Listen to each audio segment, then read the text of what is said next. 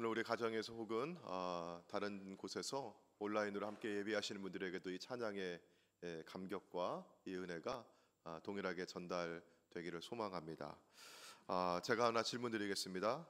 여러분 어디에 살고 계십니까? 인천에 살고 계시다고요? 제가 묻는 거는 우리 주소를 묻는 게 아니라 우리가 어디에 살고 있느냐? 여러분 어디 살고 있어요? 천국에 살고 있습니다.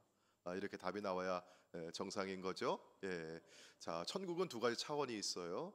하나는 우리가 나중에 가야 될 천국, 혹은 우리에게 완전히 임할 천국, 아직 오지 않았습니다. 그리고 두 번째는 이미 우리 안에 주신 천국. 여러분, 그러면 나중에 가야 될 천국, 나중에 우리에게 이루어지는 천국을 정말 우리가 온전하게 누리기 위해서는 지금 여기 우리에게 주신 천국을 우리가 누리며 살아가야 될 줄로 믿습니다. 아멘. 그 천국의 삶을 우리가 풍성하게 살기를 원하는데, 자, 그러기 위해서는요, 예수님이 어디에 계셔야 되죠?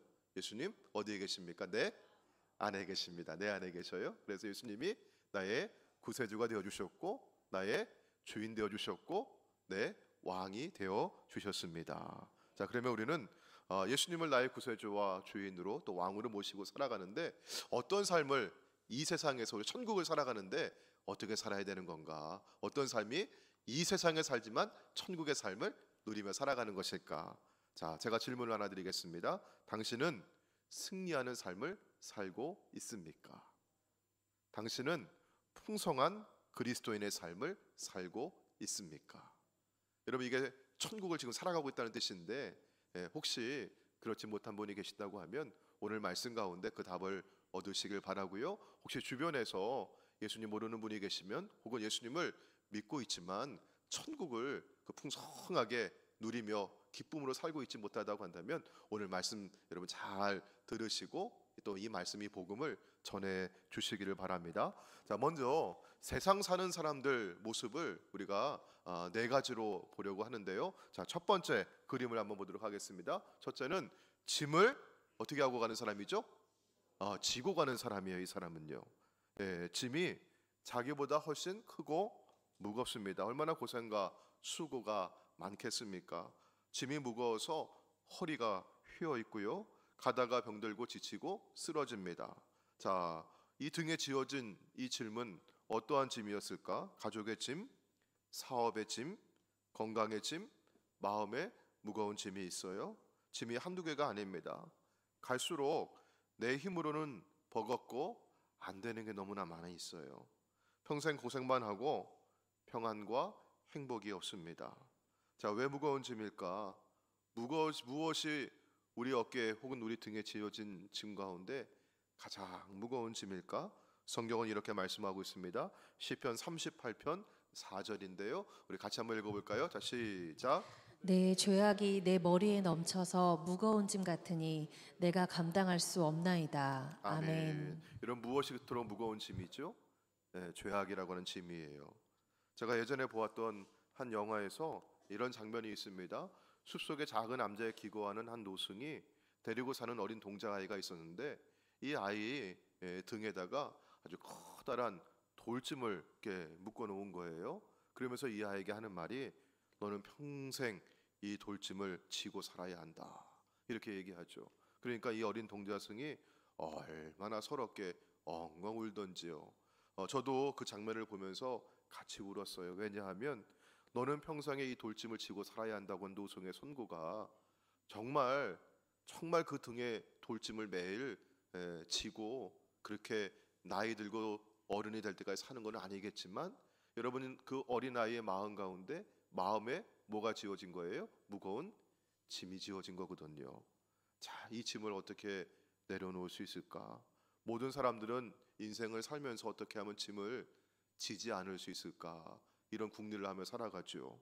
하지만 아무리 애써도 살면서 짐을 지지 않을 수가 없어요. 아까 얘기했듯이 가정의 짐도 있고, 경제적인 짐도 있고, 자녀의 짐도 있고, 여러 가지 짐이 있습니다.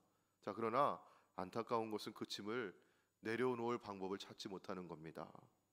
내 위에 지어진 이 마음의 짐 혹은 무거운 돌짐을 평생 지고 살아야 하는 그런 비참함을 겪고 있어요. 제가 보았던 그 영화의 장면은 제가 기독교의 고전 철로 역정의 한 장면에서 모티브를 얻은 것은 아닐까 그런 생각을 해보았어요. 철로 역정의 첫 장면은 어떤 한 사람에 대한 묘사로 이렇게 시작을 합니다. 제가 읽어드리겠습니다. 그는 손에는 책 한 권을 들고 있었고 등에는 무거운 짐을 지고 있었다. 아마 그림 사진을 찾아보면 이런 모습이 아니었을까 싶어요. 저는 이 사진을 보고만 있어도 마음이 찡합니다. 이 죄의 짐이 얼마나 무겁고 얼마나 괴롭고 힘겨운지, 이 사람이 이 짐에 눌려가지고 무릎을 펼 수가 없는 거예요. 자, 그러나 우리에게는 하나님의 복음이 있음에 감사드립니다. 기독교가 세상의 어느 종교와 다른 점이 바로 이 지점입니다. 예수님께서는 이렇게 말씀하셨습니다. 우리 마태복음 11장 28절 함께 읽습니다. 시작. 수고하고 무거운 짐진 자들아 다 내게로 오라. 내가 너희를 쉬게 하리라. 아멘. 예수님께서 이렇게 말씀하실 수 있는 이유가 무엇이었을까? 이사야 53장 4절과 6절에 있는 말씀 보시면 그는 실로 우리의 질고를 지고 여호와께서는 우리 모두의 죄악을 그에게 담당시키셨도다. 이렇게 말씀하고 있어요. 내가 져야 될 죄의 짐을 모두 예수님에게 담당시키셨습니다. 예수님이 나 대신 죄의 짐을 다 져주셨습니다. 이것이 하나님의 은혜입니다. 우리는 이 하나님의 은혜로 구원받고 이 하나님의 은혜로 지금도 살아가고 있음을 믿습니다. 자, 그러면 인생에서 만나는 우리 두 번째 사람을 한번 보도록 할게요. 이 사람은 다행히 짐을 내려놓을 수는 있었어요. 자, 그런데 이 짐을 뭐 하고 있어요? 끈으로 묶어가지고 자기가 뭐 하고 있어요? 끌고 가고 있어요. 조금은 더 지혜가 있는 사람입니다. 자기 몸으로 지고 가는 대신에 이걸 내려놓고 줄을 메어서 이걸 끌고 가죠. 짐을 끌고 가면서 가끔은 힘들고 피곤하면 쉬었다가는 여유를 누리기도 합니다. 하지만 지혜가 있는 대신에 욕심은 점점 더 많아져 가지고 더 많은 짐을 끌고 가려고 하고 더 무거운 짐을 끌고 가려고 합니다. 자기가 다 감당할 수 있다고 생각을 하는 거죠. 지혜로운 것 같은데 사실은 어리석은 사람이죠. 내 힘으로 살아보려고 하지만 여전히 어려운 일들이 많이 있습니다. 인생이 어디서 와서 어디로 가는지 이거 잘 모르는 게 사람인데 이 짐을 끌고 어디로 가야 할지 모르니까 얼마나 방황하고 떠돌아 다닐 때가 많이 있겠습니까? 나름 지혜롭다고 생각해서 착각하지만 더 많이 방황하게 됩니다. 그러다 보면 점점 더 지치고 인생은 무력해집니다.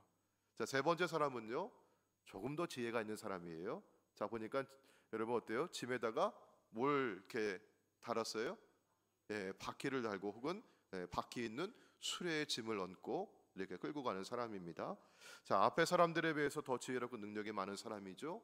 이 사람은 똑똑한 경영자가 될 수 있어요. 더 많은 일을 할 수 있을 것입니다. 그러다 보면 내 짐뿐만이 아니라 다른 사람의 짐까지 내가 맡아서 갈 수 있다고 생각합니다. 이 사람에게는 그만큼 짐이 더 늘어나서 걱정도 근심도 더 많아지고 사라지질 않습니다. 커지고 늘어나는 욕심 때문에 늘 평안이 없습니다. 이것도 해야 되는데 저 일도 빨리 끝내야 되는데 이런 마음에 늘 분주하고 일과 욕심의 노예로 살아갑니다. 자, 여러분 지금까지 여러분은 어떠한 삶으로 어떠한 사람으로 살아오셨습니까? 이 자리에 계신 분 중에 어떤 분은 아이고 맞아 나도 저렇게 인생의 짐을 등에 지고 허덕이며 살아온 적이 많이 있었지. 혹은 어떤 분은 맞아 나도 저렇게 짐 끌질 끌고 다니면서 어디로 가야 되는지 모른 채 그렇게 방황하며 살았던 적 많이 있었지. 그래 내가 나름 지혜 있다고 여기고 나는 바퀴 위에다 얹고 그렇게 능력 있게 살아간다 여기지만 더 힘들게 살아왔던 적 많이 있었지. 이런 마음 가지셨을 거예요. 자, 여러분 그런데 이 세 가지 그림에서 여러분 누굴 보셨습니까? 여러분 이 세 가지 그림에서 예수님 보신 분 혹시 계세요? 예수님 못 보셨을 거예요. 이 그림에 다 사람은 있었어요. 그 다음에 또 뭐가 있습니까? 짐이 있었어요. 첫 번째 내가 등에 진 짐보다 끌고 가는 짐은 더 커졌고, 그 다음에 바퀴를 달고 가는 짐은 더 커졌어요. 자, 도구도 있었습니다. 뭐 끈도 있었고, 바퀴도 있었고. 자, 그런데 예수님은 보지 못했을 겁니다. 예수님이 없는 인생이기 때문이죠. 이 사람들은 예수님을 인생의 주인으로 모셔드리지 않은 사람들입니다. 자, 그러면 여러분, 우리는 누구입니까? 우리는 예수님을 우리 마음에 모셔드리고 인생의 중심에 모셔드린 사람들입니다. 자, 그러면 우리는 어떻게 살아야 하는가? 여러분, 이 짐을 우리 다 내려놓았고요. 여러분, 그런데 여러분 앞에 있는 이 세 그림의 사람들은 누가 짐을 지고 가고, 누가 짐을 끌고 가고, 누가 짐을 이렇게 운전해서 가려고 하죠? 내가 하려고 했어요. 계속해서 보니까 어떤 사람은 더 무겁게 메고 가고, 어떤 사람은 조금 더 지혜로워서 끌고 가기도 하고, 바퀴에 얹어 가기도 하고 하지만, 여러분 누가 이걸 다 조절한다고 여겼어요? 내가 한다고 여겼던 거예요. 내가 한다고. 자, 그러면 우리는 누구라고 했어요? 예수님을 인생의 주인으로 모셔드린 사람이에요. 자, 어떤 그림일까? 내 인생의 짐을 누구에게 내려놔요? 예수님께 내려놓을 수 있어요. 예수님께. 자, 그러면 내 인생의 운전자를, 여러분 이 차량에 싣고 가는데 이 운전대를 누가 잡고 있습니까? 예수님이 잡고 계시는 거예요. 아멘. 아멘. 자, 이 사람은 위로부터 오는 영적 지혜가 있는 사람이에요. 주님께 맡기고 그 능력으로 살아가는 사람이고, 삶이 평안하고 안전합니다. 그래서 늘 감사가 넘칩니다. 현실에 안주하지 않고 내게 주신 사명과 비전으로 인해 더 많은 일도 감당할 수가 있습니다. 예수님과 교제하면서 기쁨을 누리고 능력과 사랑 속에서 넘치는 축복을 경험합니다. 예수님은 여러분 누구를 부르셨습니까? 수고하고 무거운 짐진 자들아 다 내게로 오라 하셨어요. 여러분, 우리 인생에 수고하고 무거운 짐을 진 사람들은 다 예수님께로 올 수 있는 자격이 있는 사람들입니다. 우리 예수님은 의인을 부르러 오시지 않았습니다. 죄인을 부르러 오셨습니다. 죄의 짐 아래 허덕이는 인생이 있다고 한다면 주님께로 올 수 있는 자격이 있습니다. 예수님을 믿고 예수님께로 오면 예수님은 내 인생의 중심이 되어 주십니다. 이제 나의 삶은 예수님의 생명과 능력으로 내가 풍성한 은혜를 누리며 살아가는 그리스도인의 삶이 됩니다. 사랑하는 여러분, 이렇게 살고 싶지 않습니까? 자, 그러면 우리 다음 그림을 보도록 할게요. 자, 이 그림 보시면은 이 예수님께서 운전대를 잡고 운행해 가시는 이 차에 이런 뭐가 있습니까? 여기 바퀴가 있어요. 풍성한 그리스도인의 삶을 자동차 바퀴에 빗대어서 설명하고 있습니다. 여러분, 이 바퀴의 중심에는 누가 계십니까? 예수님 계신 거예요. 내 중심 예수님. 예수님이 내 인생의 중심이 되시는 겁니다. 예수님이 내 삶의 중심이 되실 때 생명과 능력과 은혜를 아주 충분히 공급받아 살아갈 수 있습니다. 자, 그러면 여러분 보셔요. 이 바퀴가 굴러갈 때마다 지면과 이렇게 부딪히잖아요. 이 지면은 우리가 살아가는 인생 혹은 삶의 현실이라고 할 수 있어요. 그러면 여러분 보세요. 이 중심에, 예수님 중심에 이 바퀴가 돌아갈 때 중심이 돌아가는데, 여러분 이 바퀴의 타이어의 표면과 이 중심이 연결되어 있지 않으면 같이 돌아갈까요? 아니면 따로 돌아갈까요? 이게 따로 돌아가는 거죠. 그래서 여러분 우리가 실제로 그리스도인으로 살아가는 삶이, 여러분 살아가면서 어떻게 이 풍성한 그리스도인의 삶을 누릴 수 있는가? 분명히 우리 삶의 중심에 누가 계셔요? 지금 예수님이 계세요. 그러면 예수님과 우리가 실제로 살아가는 구체적인 삶의 현장과 이게 서로 어떻게 돼야 돼요? 이게 연결이 되어 있어야 돼요. 이게 연결되어 있지 않으면 예수님은 중심에 계시는데, 예수님은 지금도 일하고 계시고 예수님은 역사하고 계시는데 나의 삶은 여러분 어때요? 지금 굴러가고 있지 못하는 거예요. 그리스도인답게 아주 은혜를 누리면서 하나님 역사하신 대로 풍성하게 살아가지 못하게 돼요. 연결되어 있어 하는 겁니다. 자, 그러면 예수님과 내가 연결되는 첫 번째 고리가 있어요. 자, 이게 무엇일까? 하나님의 말씀이에요. 여러분 한번 화면 보고 한번 읽어볼까요? 첫 번째 뭐라고 했죠? 말씀이에요. 하나님의 은혜와 믿음과 능력과 지혜가 우리에게 부어지는 통로가 있다면 그것은 하나님의 말씀입니다. 우리는 말씀을 받아야 말씀 속에서 약속과 비전, 지혜와 능력 그리고 축복을 받을 수 있습니다. 말씀을 통해 은혜 받지 못하면 영적인 성숙과 승리가 이루어질 수 없습니다. 먼저 여러분 뭘 들어야 돼요? 하나님의 말씀 들어야 되고 이 말씀이 열려야 하는 줄로 믿습니다.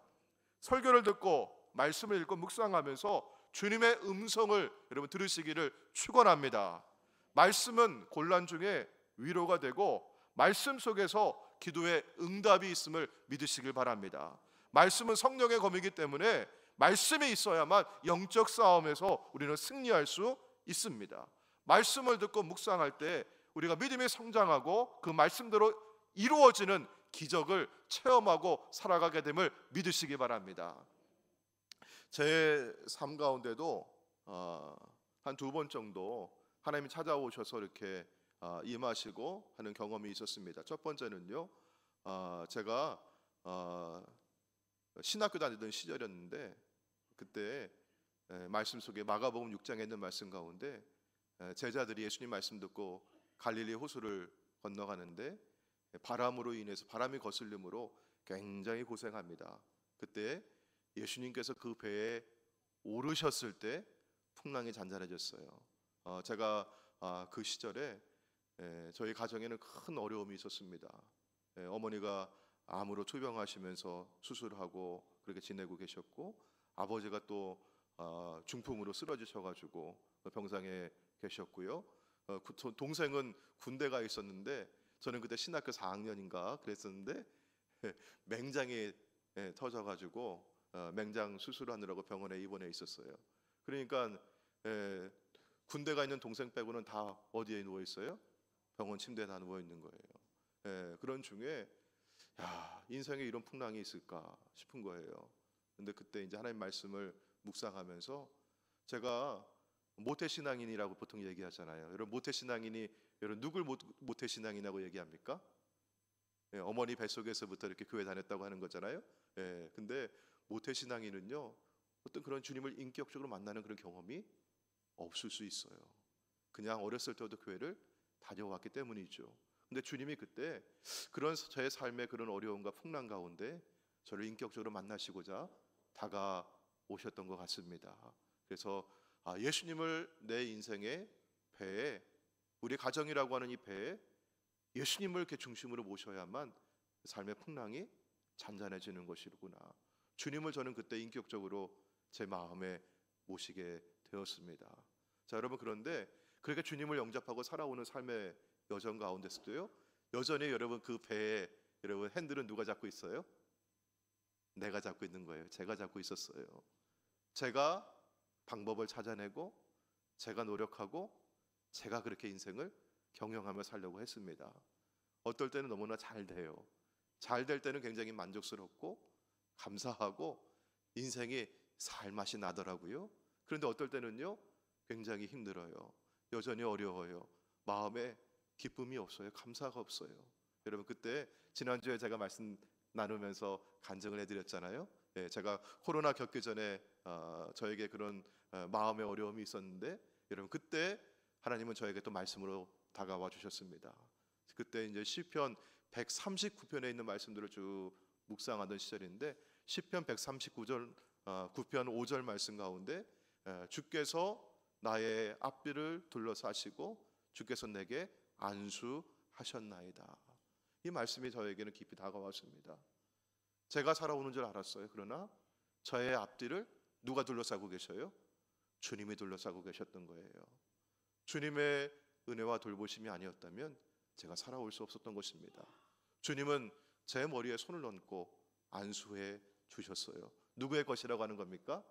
주님의 것이라고 하는 것입니다. 여러분 우리 인생의 운전대를 주님께 맡겨드리기를 소망합니다. 저는 그때부터 얼마 안 된 거예요. 사실은요 이게 10년도 안 된 일이에요. 저도 제가 그 전까지는 제가 노력하고 제가 찾아보고 제가 길을 얻으려고 했던 것이었습니다. 근데 그 이후로는 제가 하나님께 가장 중요한 거 맡겨드렸어요. 목회의 여정을 주님께 먼저 맡겨드렸습니다. 내가 어느 교회를 가야겠다, 혹은 내가 어떤 목회를 해야겠다, 이런 걸 추구하기보다 주님 보내시는 그 자리에서 충성을 다하겠습니다, 그런 마음 가지고 기도했어요. 그때 하나님께서 길을 하나하나 열어가시는 것을 경험했습니다. 여러분, 먼저 말씀이 열리기를 바랍니다. 주님이 여러분 인생의 운전대를 꼭 잡아주시기를 축복합니다. 자, 두 번째 한번 그림 보도록 할게요. 두 번째, 자, 그 다음 연결고리가 무엇일까요? 3번에 있습니다. 자, 같이 한번 볼까요? 시작. 기도예요. 기도는 여러분 말씀에 대한, 말씀은 누가 주시는 겁니까? 하나님이 내게 주시는 거예요. 말씀은요. 기도는 그 말씀에 대한 나의 믿음의 고백이라고 할 수 있습니다. 말씀이 내게 임하신다면 그 말씀 내가 이렇게 잘 받았습니다, 말씀대로 제가 순종하겠습니다, 말씀대로 제가 살아가는 은혜를 경험하길 원합니다, 이렇게 하나님 앞에 내가 믿음을 고백해드리고 응답해 드리는 것입니다. 기도를 통해서 여러분 말씀이 임하시고 말씀이 해석되시고 그 말씀대로 이루어지는 역사가 있기를 주의 이름으로 축원합니다. 기도를 통해서 성령의 충만함을 받으시고 죄를 이기시고 마귀와 세상을 이겨나가시기를 주의 이름으로 축원합니다. 그래서 우리가 항상 힘써야 되는 것이 기도입니다. 말씀과 기도보다 앞설 수가 없습니다. 성령 안에서 기도하시길 바랍니다. 여러분, 혹시 요즘에 고민이 되는 문제가 있으십니까? 혹시 요즘에 어떤 연약함이나 질병으로 인해서 고생하는 분들이 계십니까? 풀리지 않는 어려움이 있습니까? 아니, 왜 그런지 모르겠는데 인간관계에 어려움을 겪으면서 요즘에 좀 힘들어 하시는 분이 계십니까? 여러분, 이거 기도하라고 하는 하나님의 사인으로 받아들이시길 바랍니다. 아, 기도가 멈춰 있었구나. 기도하라고 하시는 거예요. 기도는 능력과 비례합니다. 기도 많이 할수록 하나님께서는 더 많은 능력을 부어주시고 그 능력을 경험하게 하실 줄로 믿습니다. 아멘. 자, 그 다음에 연결고리가 뭐가 있을까요? 자, 그 다음에 그림 보시니까 뭐가 있어요? 교제가 있습니다. 교제는 하나님께서 말씀과 기도를 통해 우리에게 부어주신 그 은혜를 다른 사람들과 우리 옆에 있는 성도들과 함께 나누는 통로입니다. 은혜는 나눌 때 배가 되는 줄로 믿습니다. 함께 모여서 은혜를 나누며 교제하는 그런 모임이 우리에게 있어요. 자, 그게 뭘까요? 우리 선교회와 속회입니다. 선교회가 혹은 속회가 잘 모이고 건강하면 성도들이 서로 세워지고 교회가 아름답게 건강하게 성장하는 것입니다. 여러분, 만일 나에게 어떤 힘든 문제가 생겼어요. 여러분, 물론 내게 신앙이 있고 주님 나와 함께 하시지만 내가 그래도 그 문제에 걸려서 넘어지려고 합니다. 근데 여러분, 나 혼자 있다고 한다면 누가 나를 위로할 것이고 누가 내 손을 잡아 일으켜 줄 수 있겠습니까? 우리 전도서 기자는 이렇게 말씀합니다.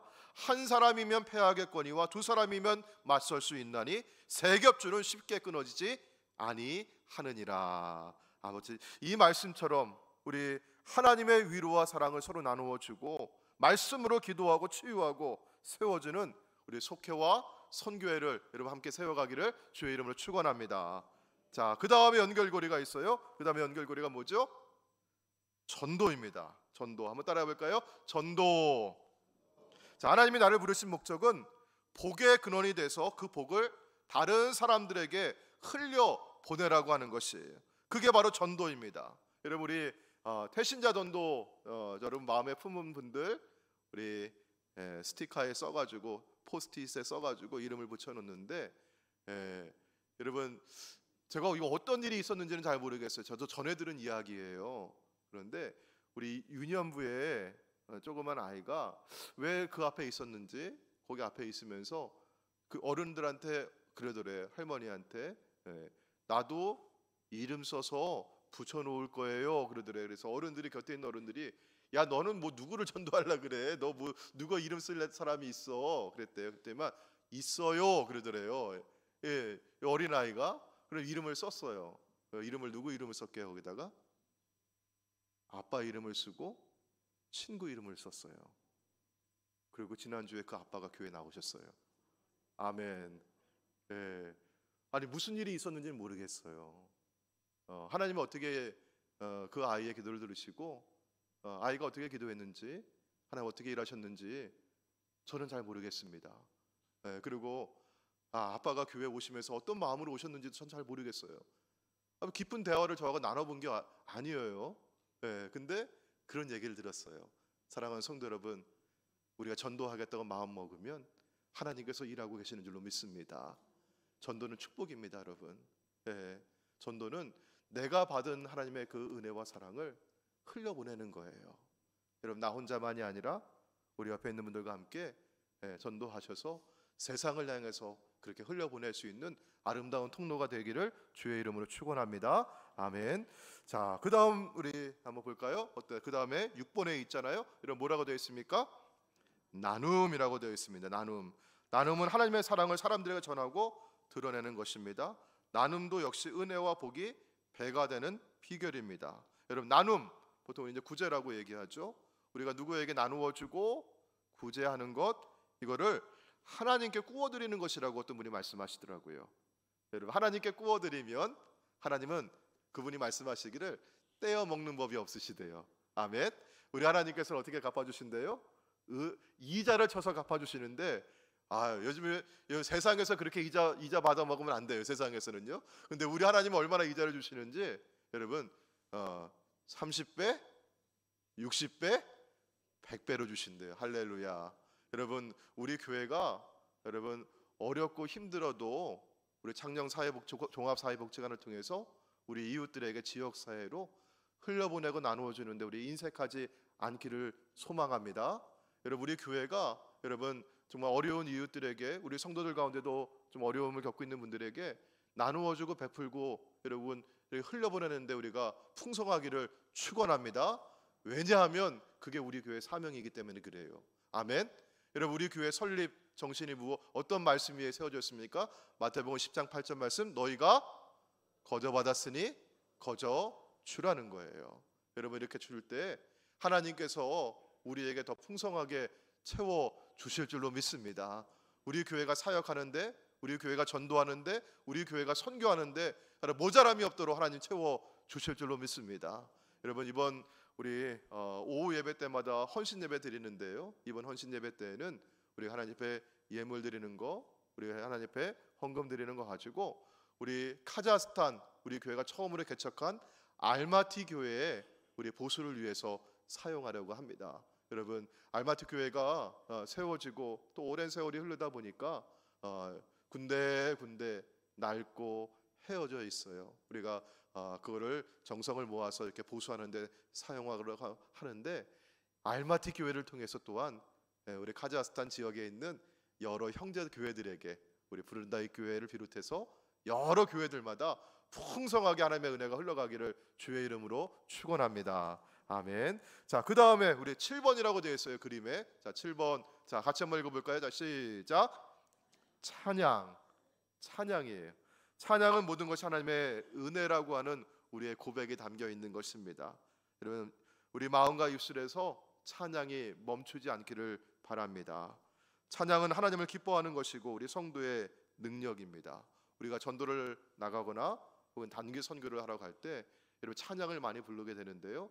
복음 찬양, 보혈 찬양, 은혜 찬양을 많이 부르게 되면 힘이 생겨요. 우리 3월 중순부터 이제 우리 전도 활동을 다시 재개하려고 합니다. 그때 우리 모여서 함께 찬양하고, 또 우리 여름에 우리 청년들이 또 단기 선교 여정도 계획하고 있는데 우리 청년들도 찬양을 많이 불러서 하나님 허락하시는 이 사명을 우리가 힘있게 감사하고 기쁨으로 감당할 수 있기를 원합니다. 자, 8번째 우리 8번에 있어요. 같이 한번 읽어볼까요? 시작. 훈련, 경건의 훈련이 필요합니다. 여러분, 우리 신체를 꾸준하게 단련하는 것도 우리에게 유익이 있어요. 열심히 운동하면 건강을 유지할 수 있거든요. 자, 영을 단련하고 경건을 훈련하는 것은 지금뿐만이 아니라 영원에까지 이르는 유익이 있는 줄로 믿습니다. 자, 순종해서 1년 훈련 잘 받으면 10년 동안 훈련하지 않고 지내는 이 분들보다 더 믿음이 아주 커질 수 있어요. 여러분, 우리가 훈련 받을 때는요, 겸손함으로 훈련 받으시길 바랍니다. 나는 다 아는데, 나 이미 이거 다 해봤는데 이런 마음은 훈련받는 사람들에게는 마음의 독소와 같아요. 여러분, 이 영혼의 독소는 제거해야 하는 것입니다. 겸손하게 우리 교회에서 제공하는 훈련의 기회가 있으면 그 훈련을 잘 받으시길 바랍니다. 우리 3월 16일부터 트리니티 성경학교가 시작이 되는데요. 지난 2년 동안 트리니티 성경학교를 참여하셨던 분들이 이런 간증들을 많이 주셔요. 목사님, 정말 트리니티 성경학교를 통해서 많이 배웠습니다. 우리가 성경에 대해서뿐만이 아니라 신앙생활이 어떻게 해야 되는 건지를 많이 배웠습니다. 우리 창녕의 성도님들은 정말 한 분도 빠짐없이 다 참여해서 이 좋은 거 같이 배우고 은혜 받았으면 좋겠습니다. 이런 간증들을 많이 하시거든요. 자, 이번 3월 16일부터 시작하는 우리 트리니티 성경학교에 여러분 여기 계신 분들 다 등록하셔서 우리 함께 하시기를 주의 이름으로 부탁드립니다. 아멘. 자, 마지막 9번째 우리 그림에 한번 보도록 할게요. 9번째 뭐라고 되어 있죠? 섬김. 섬김은 예수님을 닮아가는 인격의 표시예요. 우리가 예수님을 닮아가고 있다고 하는 것은 여러분 겸손하게 섬기고 있다고 하는 것입니다. 섬기는 자가 진정한 리더입니다. 우리는 섬기면서 녹아지는 빛과 소금이 되기를 주의 이름으로 축원합니다. 여러분, 이렇게 예수님이 중심이 되어 주시고, 자, 지금 8가지 여러분 연결되는 게 있었어요. 첫 번째 뭐였죠? 말씀. 두 번째 기도. 세 번째 교제. 네 번째 전도. 다섯 번째 나눔. 여섯 번째 찬양. 일곱 번째 훈련. 여덟 번째 섬김. 이렇게 중심과 연결되어서 요 바퀴가 잘 굴러가면 10번째 여러분 뭐가 되어 있어요? 풍성한 삶을 누리게 됩니다. 이렇게 우리의 중심 대신 예수님과 연결되어서 우리는 성숙한 또 승리하는 그리스도인의 삶을 풍성하게 누리게 하시겠다고 주님은 약속해 주셨습니다. 그러면 예수님 안에서 하나님 우리에게 주신 오리지널 디자인이 회복되고 우리는 천국을 풍성하게 누리며 살아가게 되는 것입니다. 저와 여러분이 이런 승리하는 그리스도인의 삶을 살기를 주의 이름으로 축원합니다. 그리고 우리가 마음에 품은 태신자들에게도 우리 세상에도 잘 연결되고 흘려보내서 정말 이 세상의 많은 분들이 예수 믿고 구원받고 천국을 살아가는 기쁨을 누리기를 주의 이름으로 소망합니다. 아멘. 오늘 주신 말씀 기억하면서 우리 함께 찬양하시고 우리 기도하겠습니다. 오늘 함께 찬양할 찬송은 죄짐 맡은 우리 구주입니다.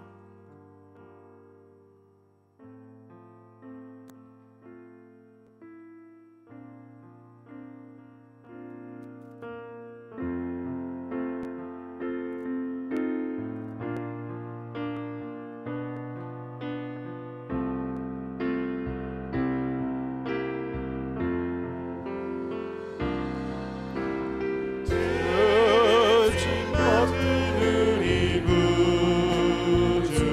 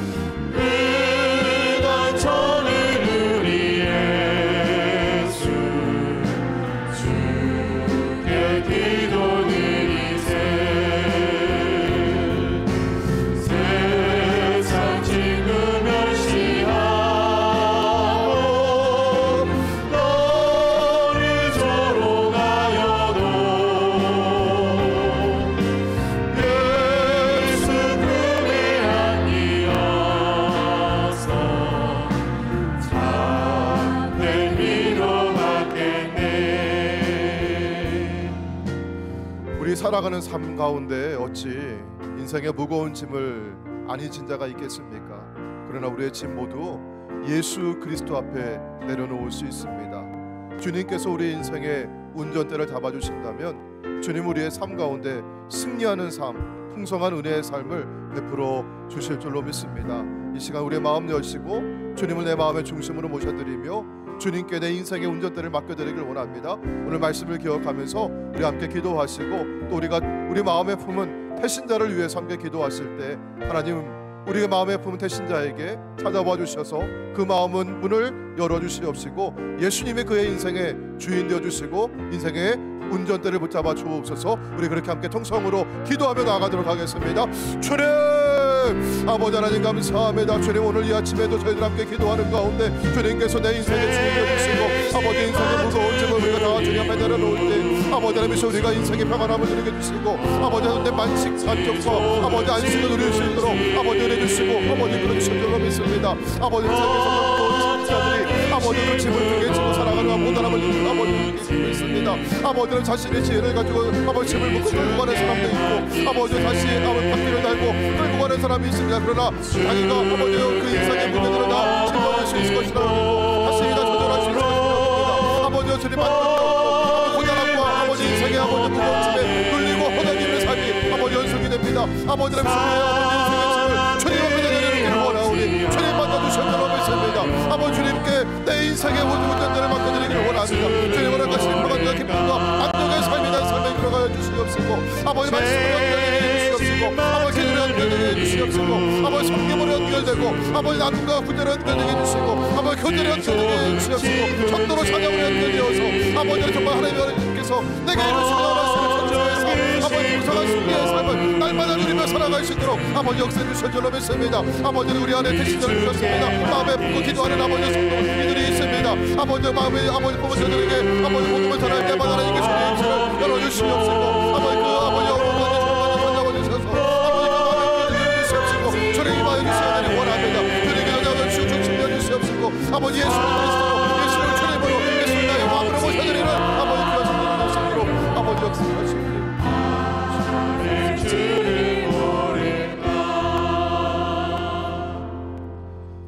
하나님 감사합니다. 내 인생에 찾아와 주시고 내 인생에 마음의 문을 열어주시고 임하여 주셔서 감사드립니다. 주님께 아버지 운전대를 맡겨드리고 주님께 내 짐을 다 맡겨드릴 수 있도록 아버지 우리에게 은혜 주시니 감사를 드립니다. 아버지요 주님을 믿고 살아갔지만 여전히 불안하고 두렵고 혼란스러운 삶을 살아왔던 이들이 있다면 이 시간 주님 앞에 다 내려놓고 주님께 내 인생의 운전대를 맡겨드리면서 평안한 삶, 감사한 삶, 기쁘고 행복한 오리지널 디자인이 이루어지고 천국의 삶을 살아갈 수 있도록 역사하여 주시옵소서.